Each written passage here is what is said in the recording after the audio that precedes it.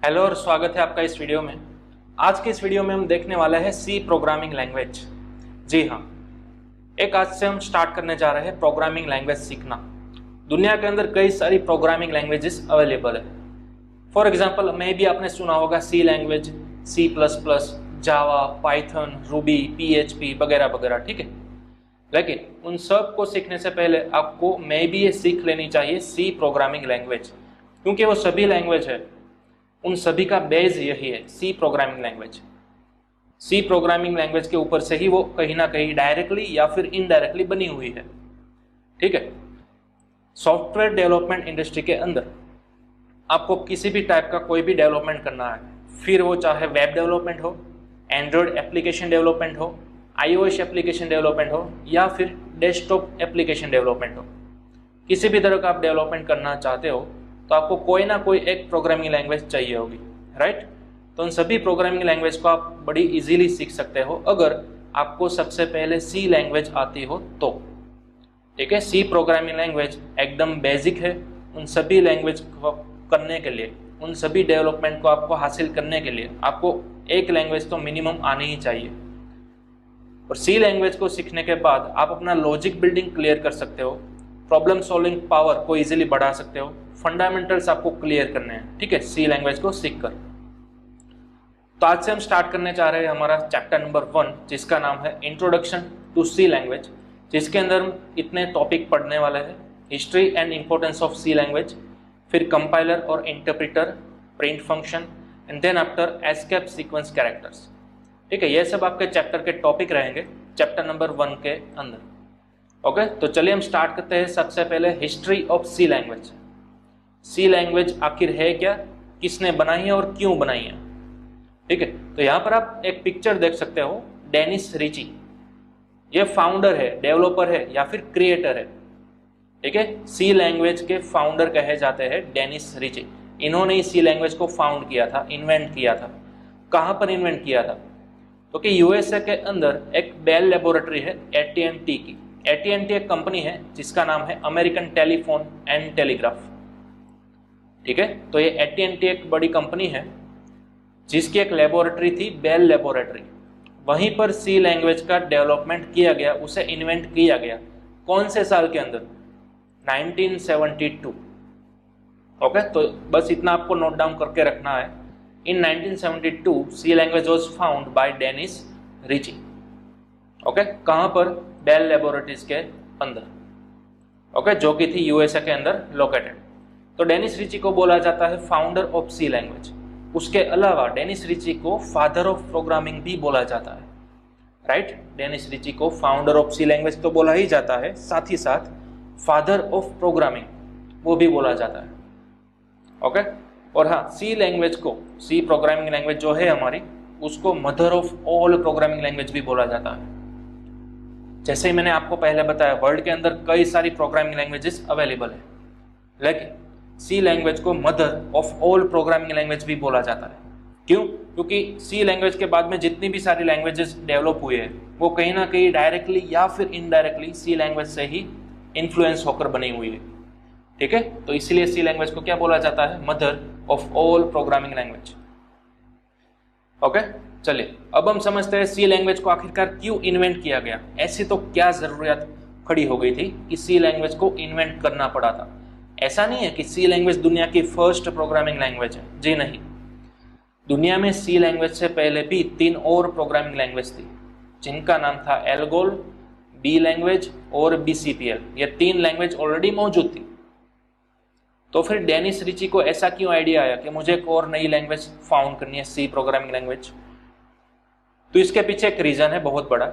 Dennis Ritchie को एक नई ऑपरेटिंग सिस्टम क्रिएट करनी थी, ठीक है, जिसका नाम उनको रखना था यूनिक्स ऑपरेटिंग सिस्टम।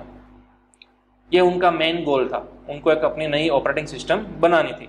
अब जिन लोगों को यही नहीं मालूम कि ऑपरेटिंग सिस्टम क्या है, उन लोगों को मैं बता दूं, आप कोई भी इलेक्ट्रिक डिवाइस यूज करते हो, फिर चाहे वो मोबाइल हो, टैबलेट हो, पीसी हो, लैपटॉप हो, कुछ भी, वो सब के सब एक ऑपरेटिंग सिस्टम से चलते हैं। फॉर एग्जाम्पल, अगर आप अपना स्मार्टफोन यूज करते हो तो उसके अंदर 2 ऑपरेटिंग सिस्टम हो सकती है, एक एंड्रॉयड हो सकती है और दूसरी एप्पल की iOS हो सकती है, राइट। तो उसको बोला जाता है ऑपरेटिंग सिस्टम।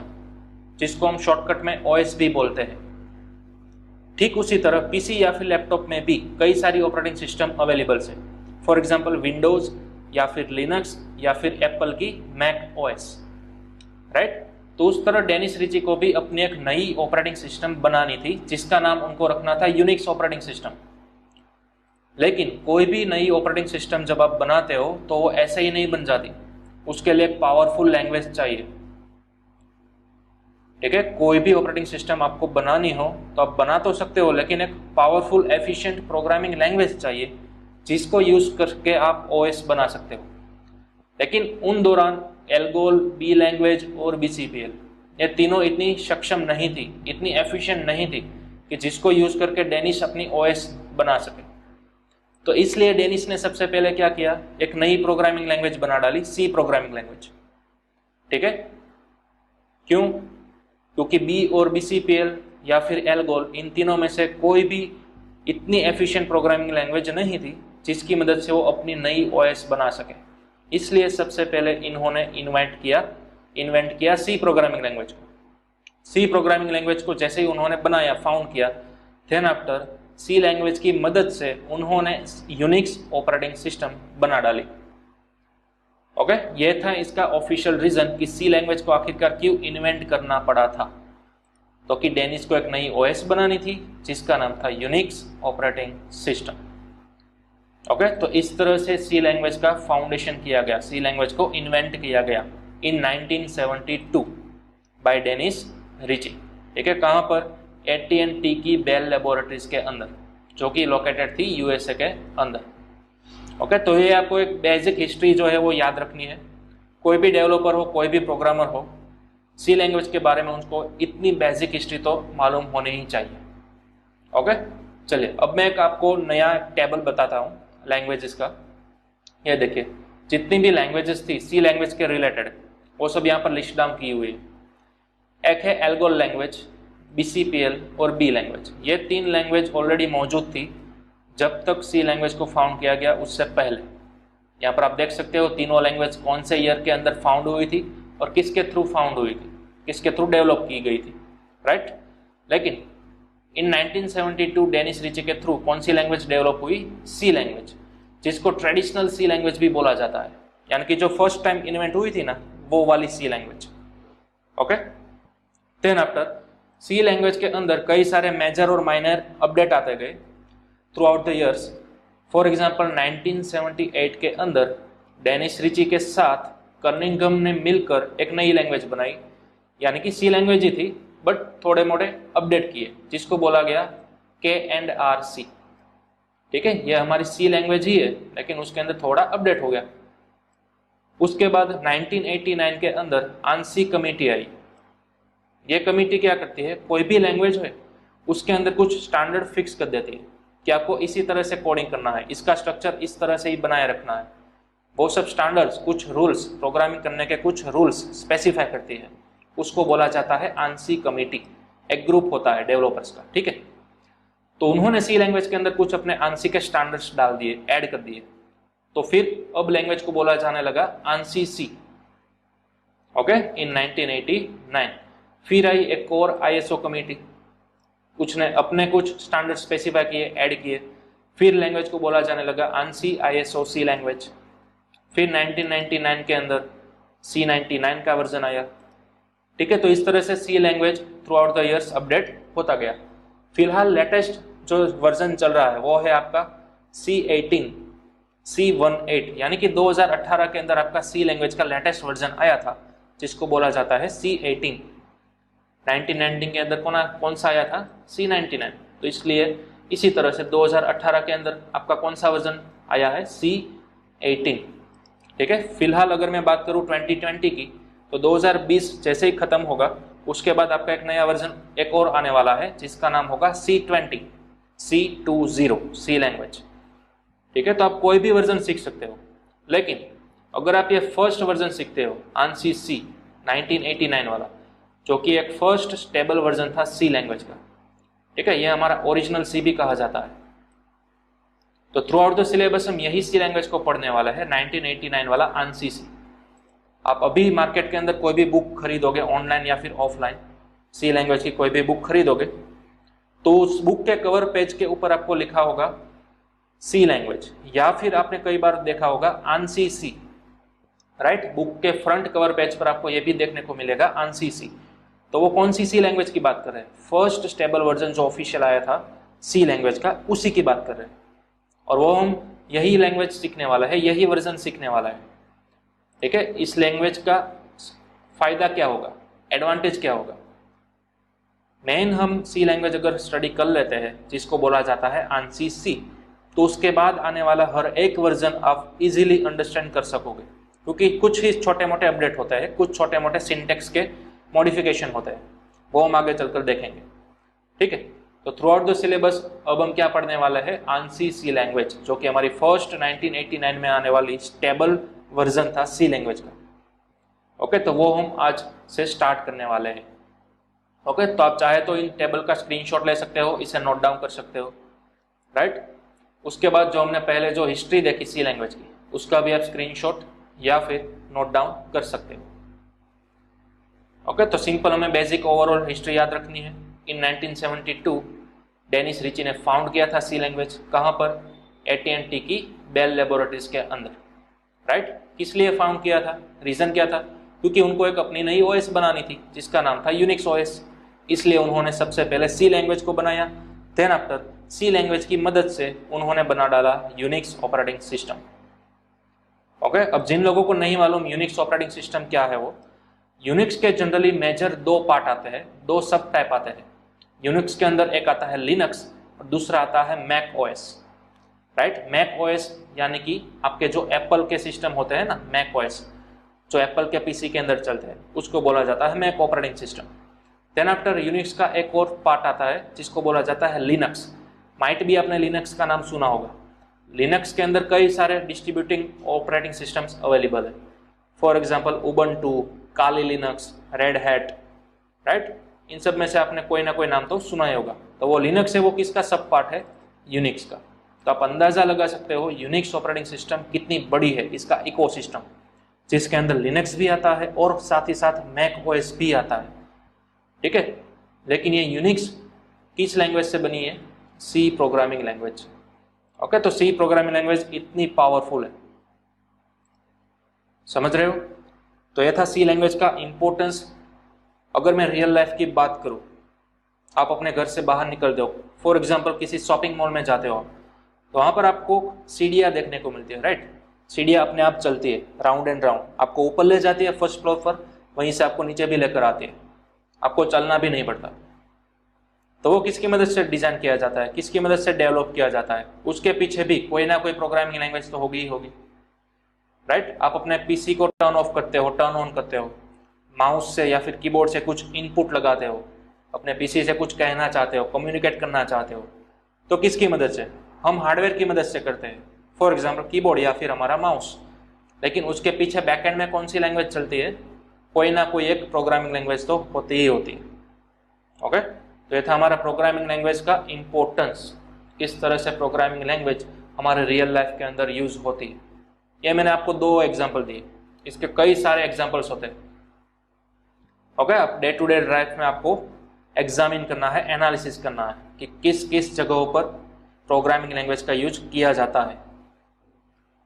ओके, चलिए अब हम देखते हैं एक फ्लो, कंप्यूटर और ह्यूमन का एक फ्लो मैं आपको बता रहा हूँ, ये वाला।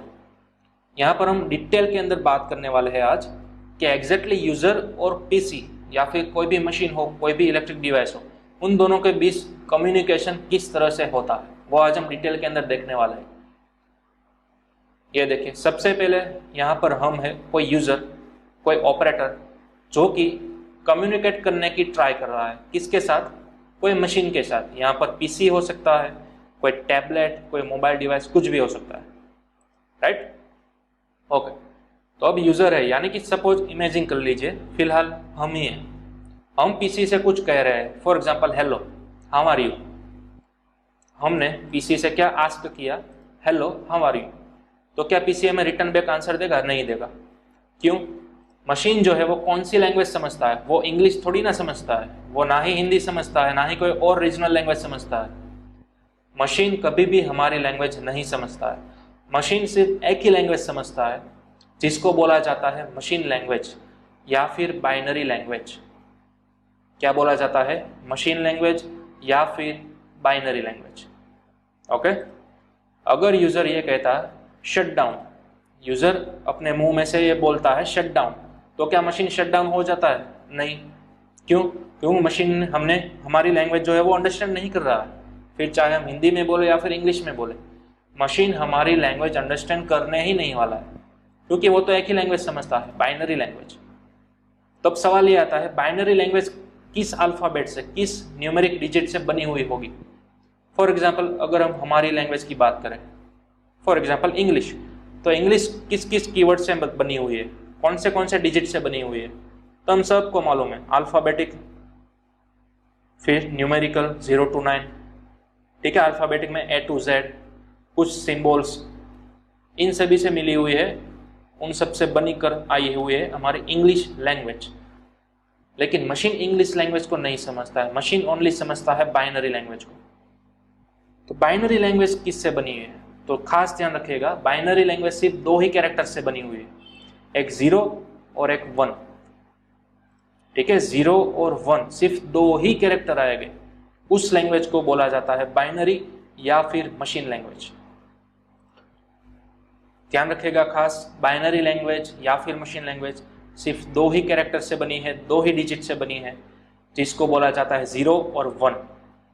यहाँ पर आप नीचे देख सकते हो एक मैसेज आपको मिल रहा है 01101 करके, ठीक है, कुछ लंबा सा मैसेज है। वो पूरा मैसेज किससे बना है? ओनली 0 और 1 से ही बना है, वो कुछ भी हो सकता है।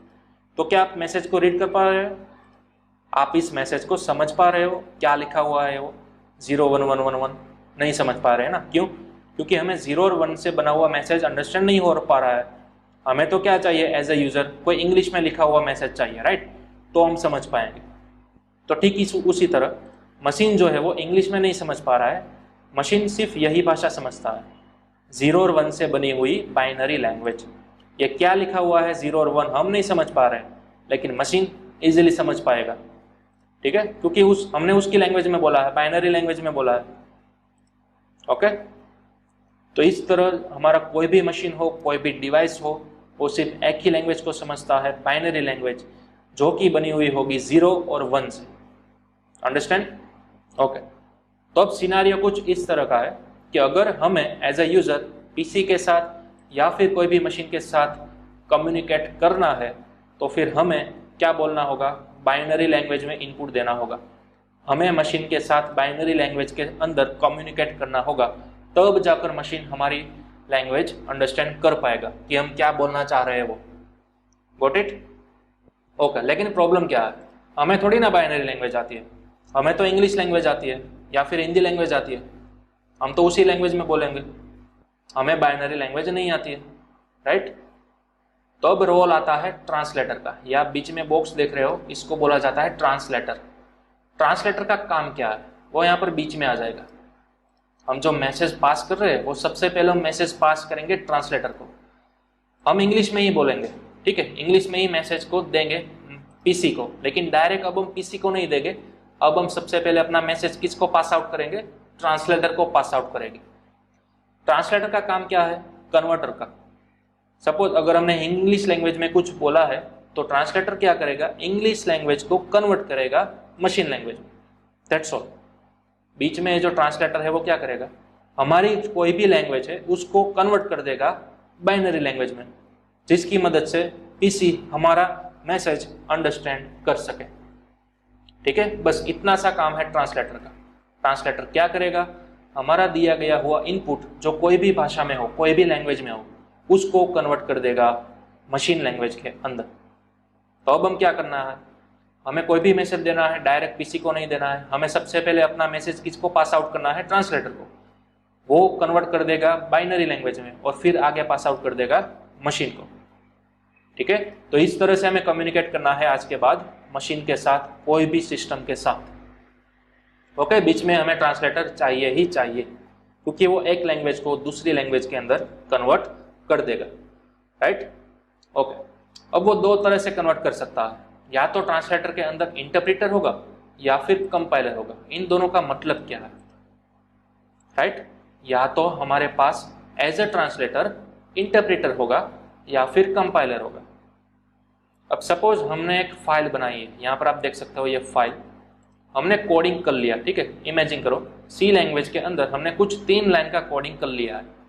ये हमने फाइल बना दी hello.c, फाइल का नाम क्या रख दिया hello.c। ओके, सपोज 3 लाइन का हमने कोडिंग किया है। अब ये हम फाइल किसको पास आउट करेंगे, ट्रांसलेटर को पास आउट करेंगे। ट्रांसलेटर ये क्या करेगा, तीनों लाइन को चेक करेगा, उनको कन्वर्ट करेगा बाइनरी के अंदर और फिर वो दे देगा मशीन को, जिसकी मदद से मशीन इजीली अंडरस्टैंड कर सके, राइट। लेकिन चलिए देखते हैं ट्रांसलेटर के अंदर क्या क्या होता है एग्जैक्टली। देखिए किसी भी लैंग्वेज के अंदर एज ए ट्रांसलेटर 2 चीज हो सकती है, या तो इंटरप्रेटर हो सकता है या तो कंपाइलर हो सकता है।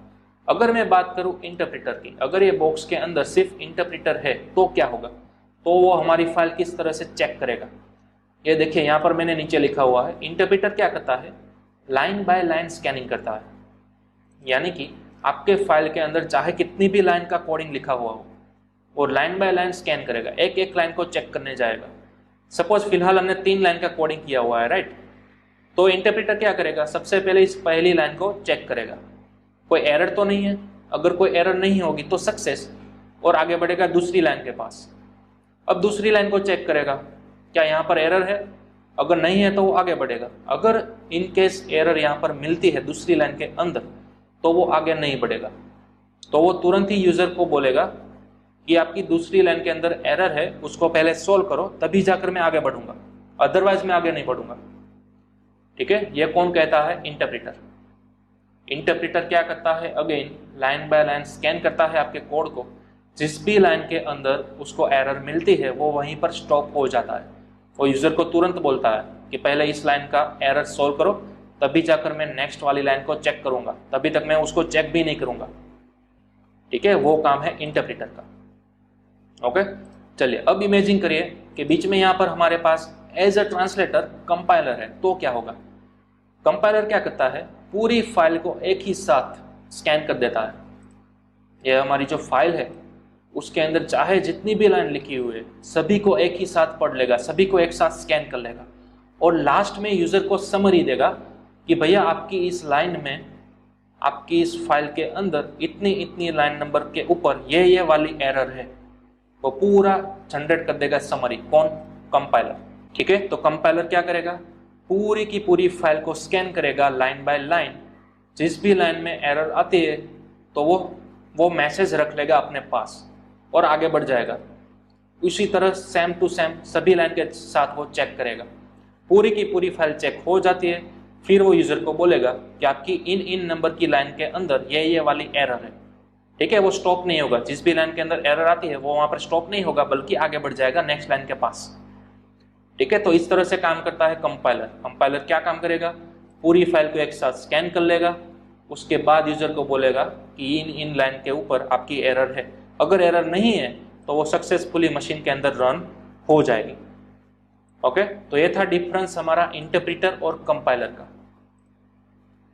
दोबारा बीच में ट्रांसलेटर हमें चाहिए क्योंकि हमारी फाइल को हमें रन कराना है पीसी के अंदर, लेकिन हमारी फाइल लिखी हुई है सी लैंग्वेज के अंदर। हमारा जो पीसी है, हमारा जो मशीन है, वो सी लैंग्वेज को अंडरस्टैंड नहीं करता है, वो सिर्फ एक ही लैंग्वेज को अंडरस्टैंड करता है। कौन सी लैंग्वेज, मशीन लैंग्वेज या फिर बाइनरी लैंग्वेज, जो कि बनी हुई होगी 0 और 1 से। ओके, तो इसलिए हमें ट्रांसलेटर चाहिए हमारी लैंग्वेज को बाइनरी के अंदर कन्वर्ट करने के लिए। ट्रांसलेटर के पास, आपके पास 2 ऑप्शन है, या तो इंटरप्रेटर यूज करो या फिर कंपाइलर यूज करो एज अ ट्रांसलेटर, राइट। अगर हम इंटरप्रेटर यूज करेंगे तो क्या होगा, पूरी file line by line scan होगी, किसी एक लाइन के अंदर अगर एरर आती है तो वहां पर स्टॉप हो जाएगा, आगे नहीं बढ़ेगा। जबकि कंपाइलर हो तो क्या होगा, अगर कंपाइलर पूरी फाइल को स्कैन करेगा तो वो लास्ट में रिपोर्ट जनरेट करके देगा कि आपकी इन लाइन के अंदर ये वाली एरर है, उसको आपको सॉल्व करना है, वो बीच में कहीं पर भी स्टॉप नहीं होगा, ठीक है। तो ये एडवांटेज मिलेगा हमको कंपाइलर में। As compare to interpreter, compiler fast workout करता है जबकि इंटरप्रेटर थोड़ा सा स्लो वर्कआउट करता है। ओके, अब कोई भी प्रोग्रामिंग लैंग्वेज आप पकड़ लो, उसके अंदर एज अ ट्रांसलेटर या तो इंटरप्रेटर होगा या तो कंपाइलर होगा। अब सवाल ये है, हमारे सी लैंग्वेज के अंदर कौन सा होगा ट्रांसलेटर। तो आपको ध्यान रखना है सी लैंग्वेज के अंदर कंपाइलर होने वाला है, राइट। सी लैंग्वेज या फिर इसके बाद की आप लैंग्वेज पकड़ लो C++, उन दोनों लैंग्वेज के अंदर एज ए ट्रांसलेटर हमेशा क्या मिलता है आपको, कंपाइलर मिलता है, राइट। तो ये आपको नोट कर लेना है, सी लैंग्वेज के अंदर हमारे पास कंपाइलर है एज ए ट्रांसलेटर। ओके, तो ये कुछ था हमारा फ्लो, ह्यूमन और मशीन के बीच का कम्युनिकेट वाला फ्लो, किस तरह से वो कम्युनिकेट करता है बाइनरी लैंग्वेज के अंदर, तो किसकी मदद से, ट्रांसलेटर की मदद से, राइट। तो इसको आप नोट डाउन कर लीजिए, इस पूरे डायग्राम को, इसका आप चाहे तो स्क्रीनशॉट भी निकाल सकते हो। ओके, चलिए, यह हमने देखा इंटरप्रीटर और कंपाइलर का डिफरेंस। अब आगे हम देखने वाले हैं एक सॉफ्टवेयर। हमें हमारे सिस्टम के अंदर सी लैंग्वेज का कोडिंग करना है, राइट। तो सवाल यह है कि किस सॉफ्टवेयर के अंदर आप कोडिंग कर सकोगे। फॉर एग्जाम्पल, अगर मैं आपको बताऊं फोटो वाली, फोटो को आपको एडिट करना है, आपके पास कोई भी फोटो है, ठीक है, आपको कोई भी फोटो को एडिट करना है, तो आप कौन सा सॉफ्टवेयर यूज करते हो, ऑब्वियसली फोटोशॉप, राइट, सभी को मालूम है।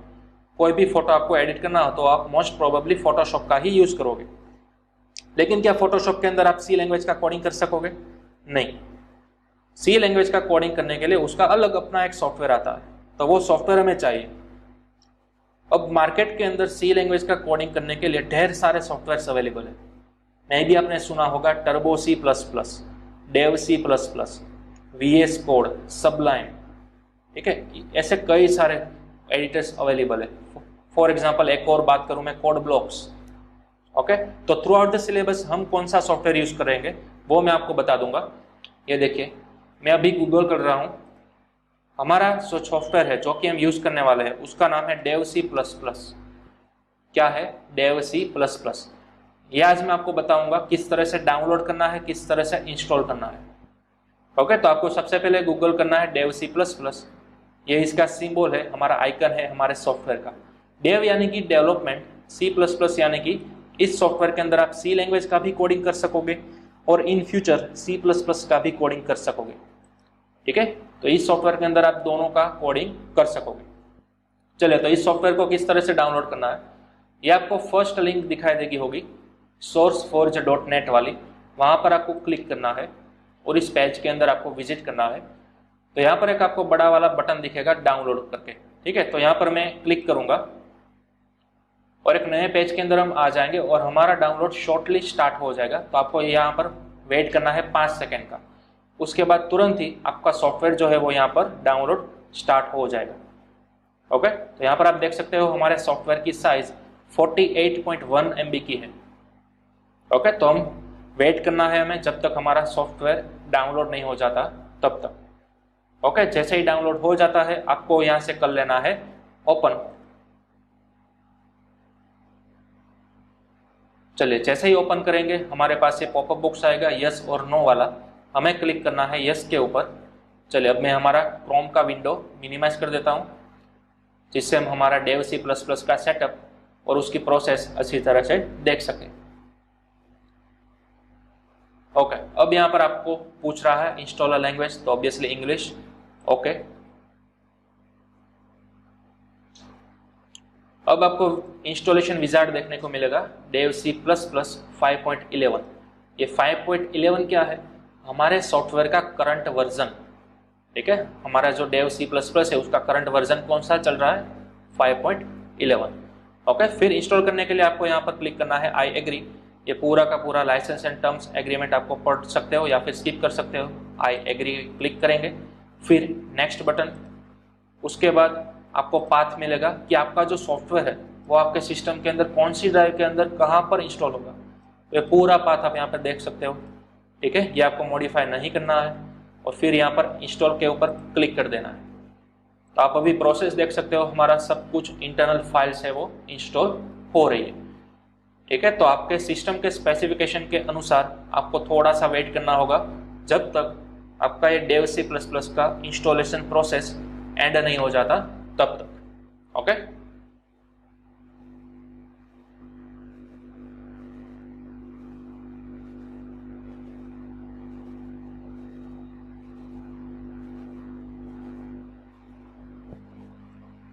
चलिए, तो अब आप देख सकते हो हमारा जो प्रोसेस है वो फिनिश हो चुका है और इस तरह से हमें कुछ डायलॉग बॉक्स देखने को मिल रहा है। ओके, यहाँ पर आपको चेक मार्क मिलेगा run Dev C plus plus 5.11, जिससे क्या होगा, फिनिश के ऊपर जैसे हम क्लिक करेंगे आपका सॉफ्टवेयर ऑटोमेटिकली ओपन हो जाएगा। लेकिन फिलहाल मैं यहाँ पर अनचेक कर रहा हूँ और फिनिश के ऊपर क्लिक करूँगा, रिफ्रेश करूँगा मैं, और उसके बाद हम मैन्युअली ओपन करना सीखेंगे डेव सी प्लस प्लस को। किस तरह से, आपको स्टार्ट मेनू के अंदर जाना है और वहीं पर आपको लिखना है DEV C++, तो आपको इस तरह से मिलेगा डेव C++। ठीक है, आपको यहाँ से ओपन कर लेना है आपका सॉफ्टवेयर। ओके, जैसे ही first time Dev C++ open होगा आपको इस तरह की विंडो देखने को मिलेगी, जहाँ पर आपको लैंग्वेज सिलेक्ट करनी है इंग्लिश और फिर क्लिक कर देना है नेक्स्ट, उसके बाद अगेन नेक्स्ट। आप चाहो तो यहाँ पर पूरे फॉन्ट की फैमिली बदल सकते हो। ओके, फिर क्लिक करेंगे हम ओके। तो इस तरह से आपकी फर्स्ट टाइम विंडो देखने को मिलेगी डेव C++ वाली। ठीक है, तो नेक्स्ट लेक्चर के अंदर हम देखेंगे इस सॉफ्टवेयर के अंदर डेव C++ के अंदर हमारा फर्स्ट C लैंग्वेज का प्रोग्राम किस तरह से लिखेंगे, किस तरह से उसको रन करेंगे। राइट, तो यहाँ तक आज के लेक्चर को हम एंड करेंगे। यहाँ तक आपको अपने सिस्टम के अंदर डेव C++ को इंस्टॉल कर लेना है। नेक्स्ट लेक्चर के अंदर हम सीखेंगे अपना फर्स्ट C लैंग्वेज का प्रोग्राम। ठीक है, अगर आज हम रिवाइज कर लेते हैं क्विकली, हमने चैप्टर 1 के अंदर कौन कौन सी चीज़ देखी आज।